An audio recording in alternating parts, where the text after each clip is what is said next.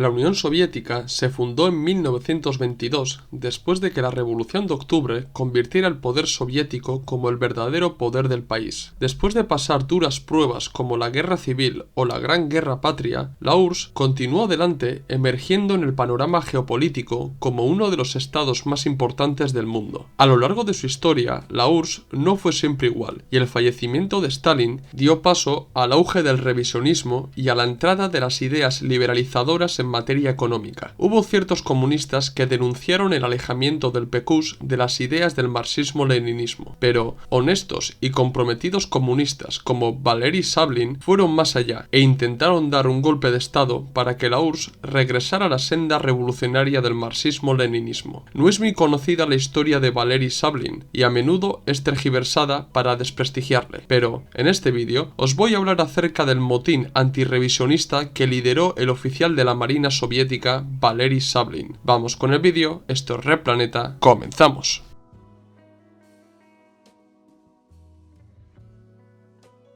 En 1984, el reconocido escritor estadounidense Tom Clancy publicó la novela La caza del Octubre Rojo, en el que relata la historia del comunista lituano Marko Ramius, que trata de desertar a Occidente a bordo del submarino nuclear el Octubre Rojo. Esta novela cogió mayor trascendencia después de que fuera adaptada al cine en 1990 y protagonizada por actores tan importantes como Sean Connery y Alec Baldwin. Pero tanto la película como la novela están inspiradas en el motín que protagonizó Valery Sablin, y el desarrollo de los acontecimientos difiere enormemente del libro y de la película. Valery Sablin no trató de desertar a Occidente, ni era anticomunista. Al contrario, estaba enfadado por el viraje revisionista que se había dado en el interior de la Unión Soviética e inspirado en los sucesos del acorazado Potemkin y el del crucero Aurora, quiso emprender una revolución para traer de vuelta a la verdadera URSS, la URSS revolucionaria.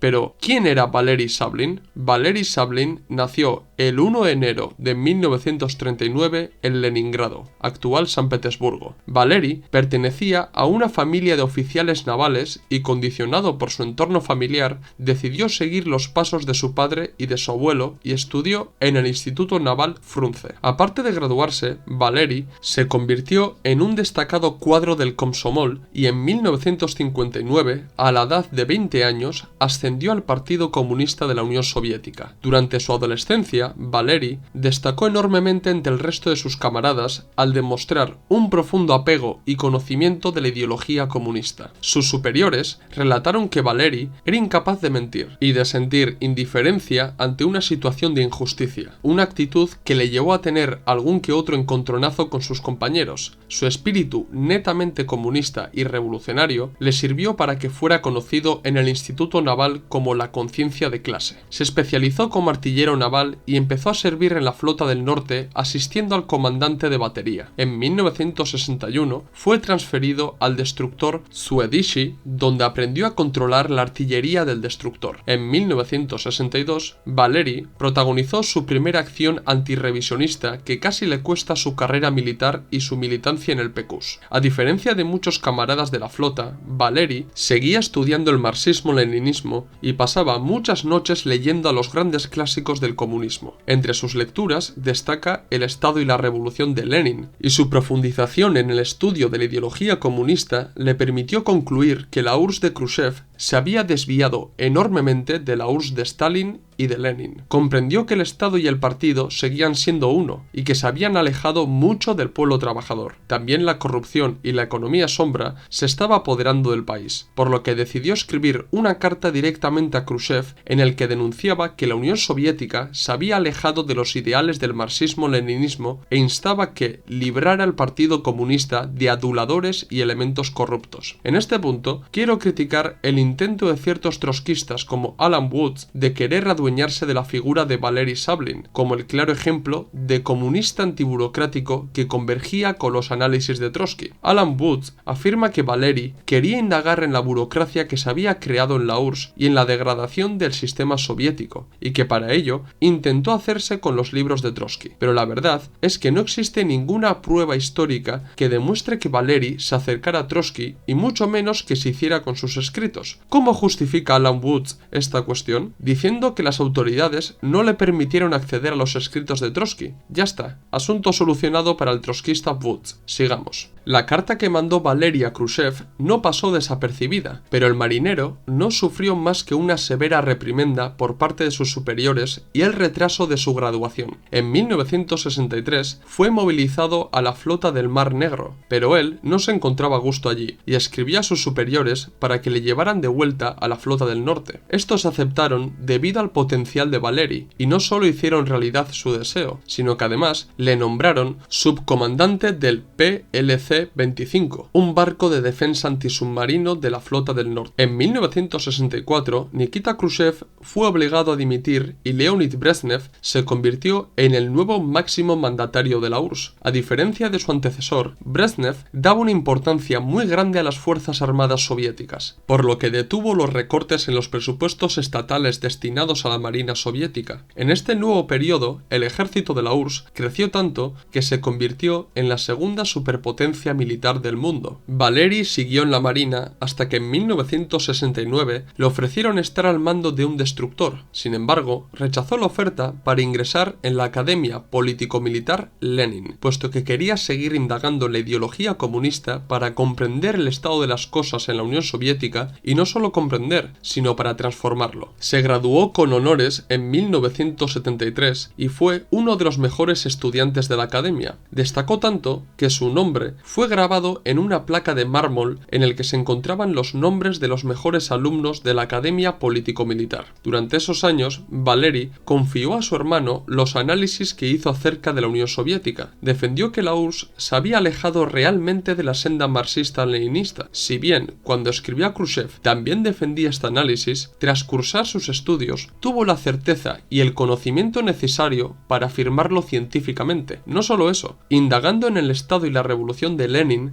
Valery se dio cuenta que el PQS había vulnerado el principio contra la burocracia y el papel de los funcionarios, ya que estos se habían convertido en una capa de privilegiados que velaban más por sus intereses y la estabilidad dentro del Estado y del partido que por avanzar en la senda del socialismo. A su vez, Valery analizó la historia revolucionaria del bolchevismo y concluyó que los marineros habían sido un sector sumamente revolucionario en la sociedad y que habían jugado un papel trascendental tanto en la revolución de 1905 como en la revolución de octubre de 1917. Haciendo un breve repaso de la historia, os tengo que recordar que en la revolución de 1905 los marineros del acorazado Potemkin protagonizaron un motín que dio un impulso sumamente importante a la primera revolución rusa. Por otro lado, el crucero Aurora dio comienzo a la toma del Palacio de Invierno, ya que su cañonazo dio el aviso a los bolcheviques para que asaltaran el Palacio de Invierno. Los hechos que protagonizaron los marineros no fueron ninguna casualidad, porque emanaba de la esencia de clase a la que pertenecían. La mayoría de los marineros eran proletarios que habían entrado en la marina, por lo que sentían en sus propias carnes las injusticias que padecía la clase trabajadora rusa. En pocas palabras, los marineros fueron el ala más revolucionaria de las fuerzas armadas. Valery Sablin acertó de sobremanera al hacer este análisis, y eso le sirvió para convencerse de que un cambio revolucionario en la sociedad soviética solamente podría venir con la participación o liderazgo de los marineros soviéticos, así que continuó trabajando en la marina soviética para dar forma a su plan. A partir de 1973, Valery fue nombrado comisario político del barco antisubmarino de la brigada número 128 de la 12ª División de Barcos de Misiles de la Flota Báltica. En 1975, el comisario político del barco antisubmarino Storozheboy, la Atalaya en castellano, fue despedido por embriaguez y Valery Sablin lo sustituyó. El Storozheboy era un barco relativamente nuevo, por ende, su tripulación también. Valery aún no podía ejecutar su plan debido a esta condición, pero tampoco era una contra, porque al ser nuevos todos los marineros tenía cierto margen para moldearlos y convencerlos de la necesidad de dar un golpe golpe contra las altas esferas del partido y proteger así el verdadero proyecto revolucionario que nació en 1917. Antes de iniciar el motín, el barco realizó otras acciones que quiero destacar. En octubre de 1974, el barco se movilizó a la ciudad alemana de Rostock para celebrar el 25 aniversario de la fundación de la República Democrática de Alemania. A principios de 1975, el barco se trasladó al Mediterráneo y unas semanas después puso rumbo a Cuba. Para el Ecuador de 1975, Valery ya formaba parte de la tripulación y poco a poco fue ganándose el respeto de sus camaradas. A lo largo de su vida, Valery participó en varias conferencias teóricas sobre el marxismo-leninismo y la historia revolucionaria de Rusia. Si por algo se destacó Valery, fue por dar las conferencias desde una perspectiva verdaderamente revolucionaria, esto es, como una persona que cree y vive realmente lo que está diciendo. Las charlas de Valery le sirvieron para ganarse a los camaradas y a la tripulación que veían en él un hombre sumamente informado y con un gran espíritu revolucionario. Sus discursos revolucionarios sirvieron para que los marineros se le acercaran, pero para dar el golpe en el que llevaba años pensando, necesitaba colaboradores, porque sin ayudantes el golpe no podría prosperar. Valery logró convencer a Alexander Schein que tomaría parte activa en su plan. Mientras tanto, los superiores de Valery recelaban de él por los lazos que estaba creando con el resto de los marineros, porque era inusual en un comisario político ordinario. Pero la enorme diferencia de Valery reside en el que él no solo mantenía la moral de los marineros e intentaba preservar los valores partidistas, sino que estaba consolidando las condiciones subjetivas para que, llegado el momento, la mayoría de los marineros le apoyaran. Llegamos así a octubre de 1975 y al barco se le destinó a Riga, donde iba a participar en una ceremonia militar por el aniversario de la Revolución de Octubre. Ese mes jugó a favor de Valery, porque algunos oficiales del barco, como es el caso del comandante Novosilov,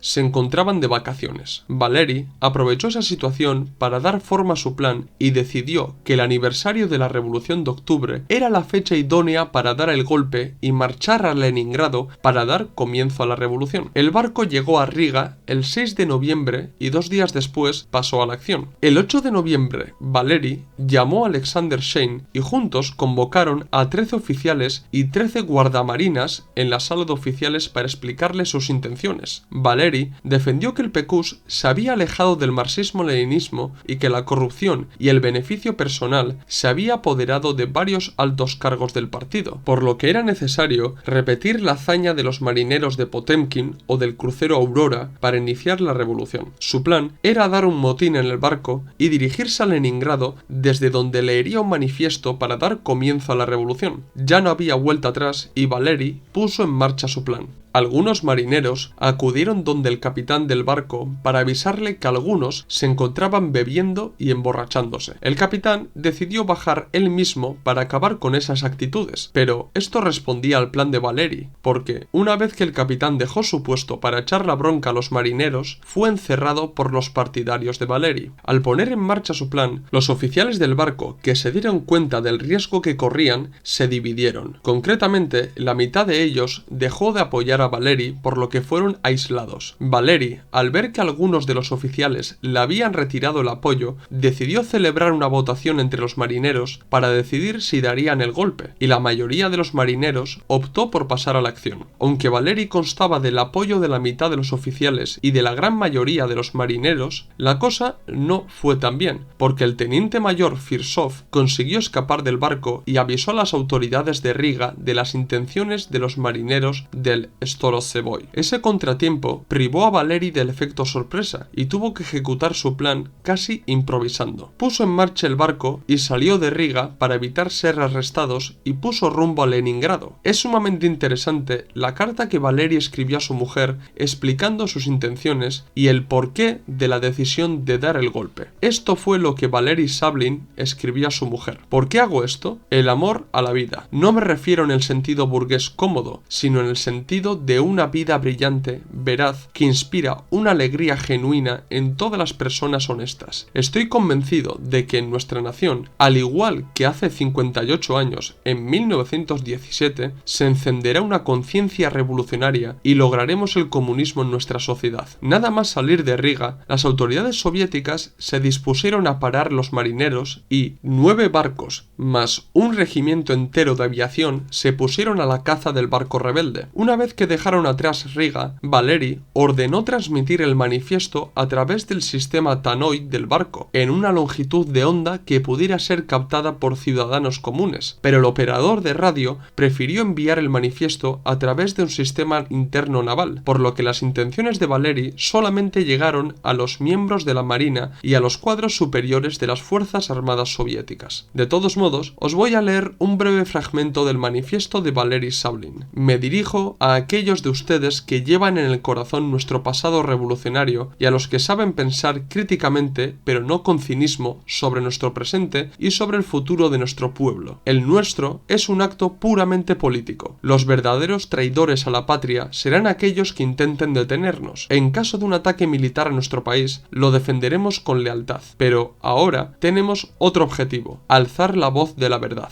La reacción de la plana mayor del PQS y del Estado fue de incredulidad, porque existía planes para reprimir y controlar a los disidentes. Sin embargo, este motín no había sido organizado por contrarrevolucionarios, sino por revolucionarios. Esto dejaba en muy mal lugar a la Unión Soviética y debían obrar con cautela, porque de reprimir violentamente a los marineros o de provocar un desastre en los mares soviéticos serían el partido y el Estado los que quedarían como los malos y darían la razón a Valeri. Debido a la peculiar situación, Leonid Brezhnev fue despertado en mitad de la noche y puso en alerta a todo el Politburó. La discusión en torno a lo que estaba pasando en el barco Storozheboy se centraba en si era un motín contrarrevolucionario y pretendían desertar a Suecia, o si querían iniciar una revolución y realmente cumplirían con sus intenciones y marcharían a Leningrado. Al amanecer, varios barcos y aviones localizaron el Storozheboy y les ofrecieron no tomar represalias si detenían el barco y liberaban al capitán, pero Valeri y sus camaradas siguieron navegando. En ese momento, los cazas soviéticos que tenían la orden de neutralizar el barco y si hacía falta hundirlo, pasaron por encima del buque mostrando sus misiles. Para sorpresa de Valeri, los aviones no dispararon y la tripulación se ilusionó porque pensaron que la rebelión se estaba extendiendo entre las fuerzas armadas soviéticas. Entonces llegó un segundo regimiento aéreo y esta vez los pilotos sí dispararon, partiendo el casco del barco y haciendo que diera vueltas en círculo. En ese momento, el pánico y el temor se apoderó de algunos marineros y liberaron al capitán del barco. Este agarró una pistola y disparó a Valeri en la pierna para neutralizarlo y acabar con el motín. Valeri no opuso resistencia y entendió que había fracasado. El capitán retomó el control del barco y mandó un mensaje a sus superiores afirmando que había tomado el control del barco. Para las 6 de la mañana, paracaidistas soviéticos y agentes de la KGB estaban a bordo del barco y detuvieron a los marineros rebeldes. Huelga decir que el Storozheboy fue capturado a 400 millas de Leningrado. A partir de ese momento, la KGB se encargó del caso de Valeri Sablin.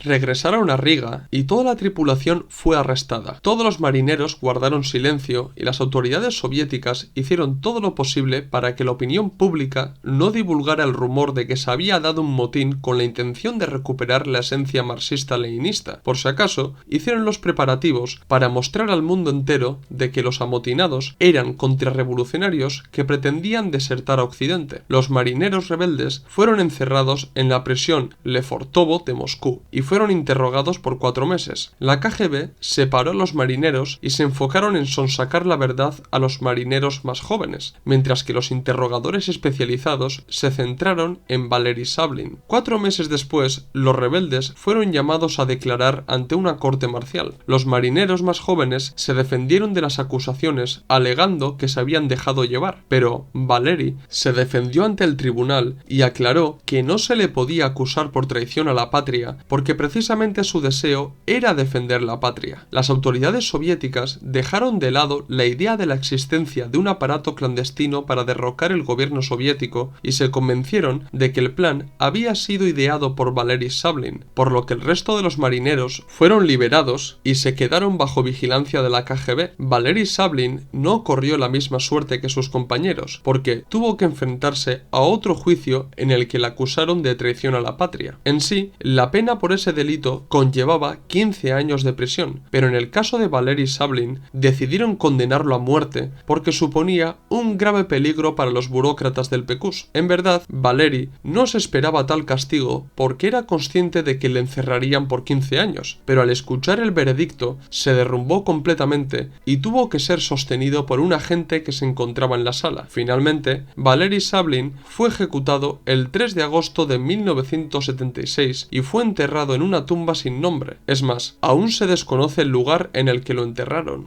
Para terminar, quiero hablar sobre las distintas reacciones que hubo acerca del motín de Valery Sablin. Como he dicho antes, las autoridades soviéticas sabían de primera mano que las intenciones de Valery no era desertar a Occidente, sino replicar la rebelión de los marineros del Potemkin y posteriormente dirigirse a Leningrado para iniciar una rebelión para recuperar la esencia marxista-leninista de la Unión Soviética. La intencionalidad del motín no convenía que se difundiera en la sociedad soviética porque desacreditaba la burocracia existente dentro de la URSS, por lo que difundieron la idea de que Valery Sablin y los marineros rebeldes eran desertores que no pudieron completar su misión. Esta idea fue tan difundida que en Occidente también se asimiló esta versión de la historia. No obstante, en 1990, al calor de la desclasificación de documentos secretos que realizó la administración de Gorbachev, salió a la luz la verdadera naturaleza del motín de Valery Sablin. A partir de ahí, toda la sociedad soviética conoció las verdaderas intenciones del marinero, por lo que los brezhnevistas tergiversaron lo ocurrido. En la Rusia actual, el gobierno de Putin ha sido muy cauto y ofrece otra versión de la historia. Los medios de comunicación de Rusia defienden que Valery Sablin era una especie de Don Quijote que pretendía luchar contra gigantes, pero que en realidad dichos gigantes no existían, sino que eran molinos. Me explico. Esta nueva versión de la historia de Valery Sablin se centra en presentarlo como una especie de ultra revolucionario que pretendía volver a los orígenes de la URSS porque el régimen era corrupto y burocrático, pero que en realidad ese análisis de Valery no era cierto y que se había creado una fantasía revolucionaria. De ahí que Valery Sablin fuera un Don Quijote soviético que luchaba contra gigantes frutos de su fantasía. ¿Qué os ha parecido el vídeo? ¿Os ha gustado? ¿Os gustaría que hablara acerca de algún otro motín que se dio en la URSS o de intentos de asesinatos contra los dirigentes soviéticos? Hacérmelo saber en los comentarios y sugerirme nuevos temas para que trate en futuros vídeos. Dar like si os ha gustado el vídeo, si sois nuevos, suscribiros al canal, recordad que en la descripción del vídeo tenéis el enlace de PayPal para donarnos dinero y nos ayudéis a crecer, así como para ofreceros mejor contenido. También tenéis los enlaces de los documentos que tenemos a la venta. Pasaros por el blog de entrevistas donde tenemos entrevistas muy interesantes y seguidnos en las redes sociales Twitter, Facebook e Instagram, y a partir de ahora también estamos en TikTok. Nos vemos en el próximo vídeo. ¡Salud, camaradas!